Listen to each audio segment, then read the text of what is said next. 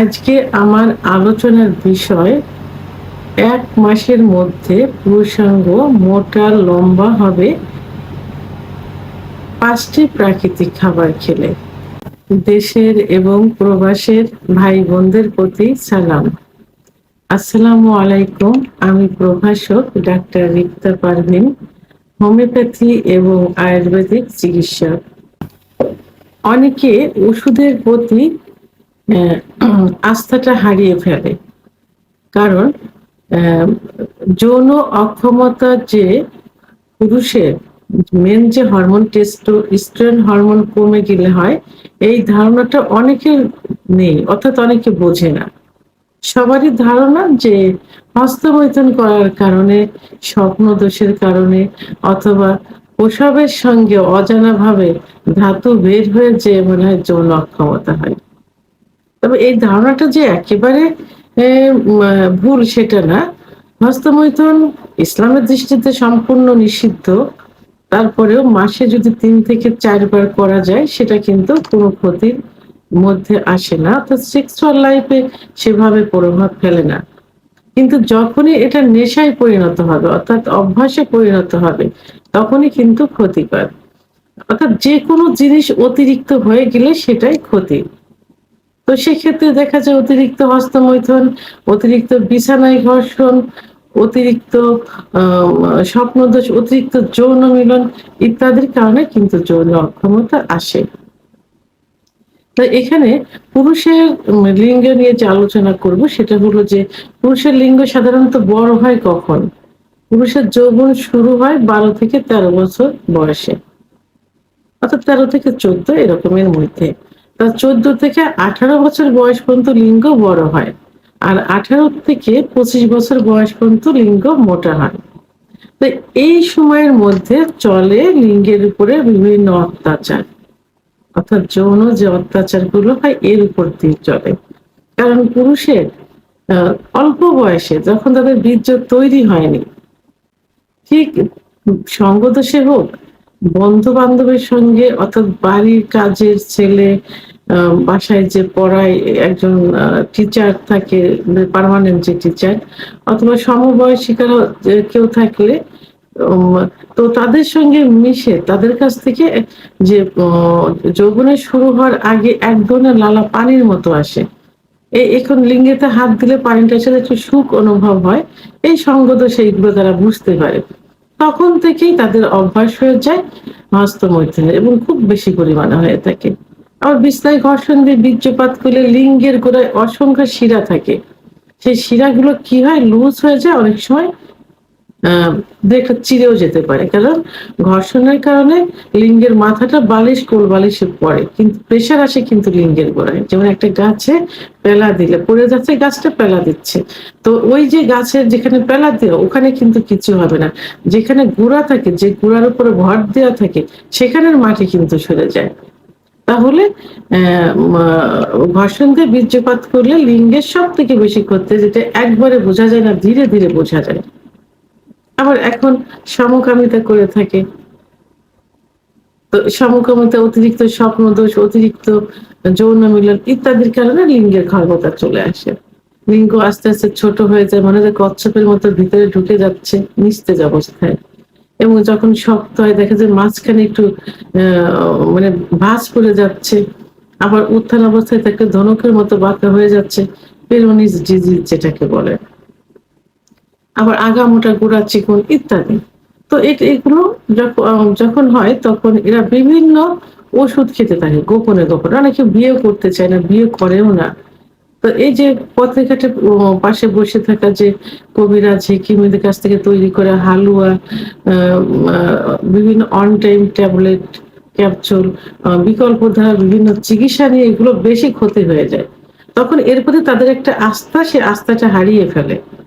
তখন তারা ন্যাচারাল কিছু খাবার খেতে চায়। ন্যাচারাল কিছু মেসেজ খুঁজতে থাকে। তো সেই ন্যাচারাল খাবারের মধ্যে সাধারণত দুধ, ডিম, খেজুর, কাজু বাদাম, মধু, অর্গানিক নারকেল তেল ইত্যাদি খাবারগুলো অহরহ খেয়ে থাকে এবং খেতে থাকে এভাবে। তো এগুলো শুক্রাণু তৈরির জন্য অর্থাৎ বৃদ্ধির জন্য, শুক্রাণু গাঢ় করার জন্য, যৌন অক্ষমতা দূর করার জন্য ভালো ভূমিকা পালন করে থাকে। এগুলোর পাশাপাশি আমি আজকে ৪ থেকে ৫ টি ন্যাচারাল কিছু খাবার বলবো, যে খাবারগুলো সেবন করলে লিঙ্গ খুব অল্প দিনের মধ্যেই ৩ সপ্তাহ ১ মাসের মধ্যে আ ডেভেলপ হয়ে যায়। অর্থাৎ মোটা হবে, লম্বা হবে, শক্ত হবে। তার মধ্যে একটা পরিচিত যে এটা আসলে খাবার হিসাবে ধরা হয় না। এটা অনেকে জানেও না যে এটা খাবার। তো সেটা হলো ১ নম্বর ঝিনুক। আমরা ঝিনুক দেখে থাকি যে পুকুরে আ আ আশেপাশে কিন্তু ঝিনুক অনেক হয়ে থাকে। আবার এখন ঝিনুকের চাষও কিন্তু করে থাকে। তো এই ঝিনুকে পর্যাপ্ত পরিমাণ জিঙ্ক থাকে। এই জিঙ্ক শুক্রাণু বৃদ্ধি করতে, ব্লাড সার্কুলেশন করতে এবং দ্রুত বীর্যপাত রোধ করতে এবং নতুন কোষ সৃষ্টি করতে সহযোগিতা করে থাকে। তো এই মা আ মা ঝিনুক এখন কিন্তু ভালো, ভালো রেস্টুরেন্টে এবং ভালো, ভালো জায়গায় ঝিনুক কিন্তু আ খাবার হিসেবে খেয়ে থাকে। আবার অনেকে কিন্তু দেখবেন যে কাঁচাও খেয়ে থাকে, একটু মসলা-টসলা দিয়ে খেয়ে থাকে। তো এই ঝিনুকটা আপনারা প্রতিদিনের খাবারের তালিকায় মানে পার্সোনালি ফ্যামিলির অনেকে হয়তো এটা খাবে না। মানে এই রোগের জন্য, এইটার জন্য, এই যে সমস্যাটা হচ্ছে, এই সমস্যার জন্য আপনারা প্রতিদিন রান্না করেও খেতে পারেন অথবা কাঁচাও খেতে পারেন। কিছুদিন খেলে দেখবেন যে এই লিঙ্গ মোটা এবং শক্ত হয়ে যাবে, বড় হয়ে যাবে। ২ নম্বর যেটা সেটা হলো অ্যাসপারাগাস। অ্যাসপারাগাসে পর্যাপ্ত পরিমাণ ভিটামিন থাকে এবং খনিজ লবণ থাকে।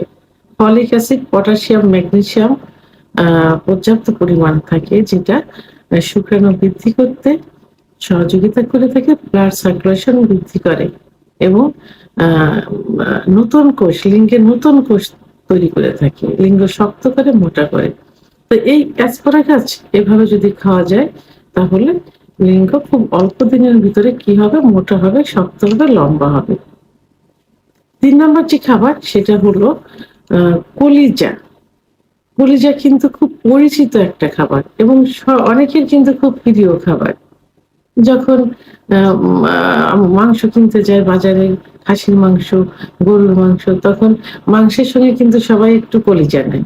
আবার অনেকে কি করে ওই শুধু কলিজাও কিনে খেয়ে থাকে। তবে হ্যাঁ, অবশ্যই এটা সংরক্ষিতভাবে যেটা থাকে সেটা খাওয়া যাবে না। এটাতে ক্ষতির পরিমাণ কিন্তু বেশি হবে। কারণ আ বিভিন্ন আ নতুন, নতুন বিভিন্ন রোগও তৈরি করবে। কলিজায় ভিটামিন এ থাকে পর্যাপ্ত পরিমাণে। অথবা আ অর্থাৎ কলিজাতে জিঙ্ক থাকে। আর এই কলিজাতে কিন্তু ব্লাডটা তৈরি হয় কিন্তু। তো এই কলিজা যদি এই খাবারের তালিকায় নিয়মিত একটু রাখা হয়, অ্যা তাহলে খুব দ্রুতই শুক্রাণু বৃদ্ধি পেয়ে যাবে। যৌন ক্ষমতা বৃদ্ধি পেয়ে যাবে, দ্রুত বীর্যপাত রোধ করবে, উত্থানজনিত সমস্যার সমাধান করবে। অর্থাৎ ব্লাড সার্কুলেশনটা বেড়ে যাবে। নতুন কোষ তৈরি করবে। এজন্য টাটকা ওই সংরক্ষণ করে যেগুলো রেখেছে এগুলো না খেয়ে টাটকা কলিজা খেতে হবে। অর্থাৎ এটা আ খাসির, গরুর এই জাতীয় কলিজায় সবথেকে বেশি উপকার আসবে। আরেকটি প্রধান খাবার, এই খাবারটা সম্পর্কে সবাই কিন্তু একটু কম বেশি ধারণা আছে এবং অনেকের প্রিয় খাবার। গ্রামে কিন্তু এই খাবারটা বেশি হয়ে থাকে। কারণ মাঠে এর চাষটা হয়ে থাকে বেশি। সেটা হলো মিষ্টি আলু।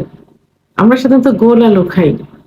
গোল, গোল যে আলু। আরেকটা আলু আছে মিষ্টি লম্বা, যেটা লাল হয়ে থাকে, সাদাও হয়ে থাকে। তো এই আলুতে পর্যাপ্ত পরিমাণে ভিটামিন এ থাকে। তো এই আলু অনেকে পুড়িয়েও খেয়ে থাকে, আবার অনেকে সেদ্ধ করে খেয়ে থাকে। যেভাবে খেয়ে থাকেন না কেন, সিজনালি সময় যদি এই আলুটা খাওয়া যায়, একটু নিয়মিত খাওয়া যায়, তাহলে কি হবে? লিঙ্গের ব্লাড সার্কুলেশনটা বৃদ্ধি পাবে, নতুন কোষ তৈরি হবে, লিঙ্গ শক্ত হবে এবং মোটা হবে।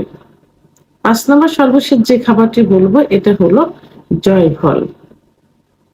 জয়ফল কিন্তু খুব ভালো একটা খাবার। আ এখন অনেক এম আ ইস মা যে লিঙ্গের মেসেজের জন্য ওয়েল এবং অনেক অয়েনমেন্ট বের হয়েছে, যেটা তৈরির একটা প্রধান উপাদান কিন্তু জয়ফল। তো এই জয়ফলটা যদি নিয়মিত খাওয়া যায় কিছুদিন, তাহলে কিন্তু লিঙ্গের ব্লাড সার্কুলেশনটা বেড়ে যাবে, লিঙ্গে কোষ, নতুন নতুন কোষ তৈরি হবে এবং লিঙ্গ মোটা ও শক্ত হবে। অর্থাৎ এই জয়ফলটা অ্যান্টি অক্সিডেন্টের কাজ করে থাকে। তো আমি যে 5টি খাবারের কথা বললাম, ন্যাচারাল যে খাবারের কথা বললাম, এই খাবারগুলো যদি নিয়মিত একটু খাওয়া যায় তাহলে দেখবেন 3 সপ্তাহ থেকে 1 মাসের মধ্যে লিঙ্গের অনেক পরিবর্তন চলে আসছে। অর্থাৎ লিঙ্গ যদি আগে ভালো ছিল, এখন সেগুলো ক্ষতি হয়ে গেছে, ছোট হয়ে গেছে, চিকন হয়ে গেছে, খর্বতা চলে আসছে। কিন্তু যদি ভালো ছিল, আরো ভালো করতে চান, সেক্ষেত্রে কিন্তু সেটা ডেভেলপ হবে না। অর্থাৎ ক্ষতিগ্রস্ত হয়ে গেছে, সেই ক্ষেত্রে এটা ডেভেলপ হবে। ভিডিওটি সম্পর্কে যদি কোনো মতামত থেকে থাকে অবশ্যই কমেন্টের মাধ্যমে জানাবেন। আর ভিডিওটি ভালো লাগলে লাইক, কমেন্ট, সাবস্ক্রাইব করে আমার সঙ্গে থাকুন। আল্লাহ হাফেজ।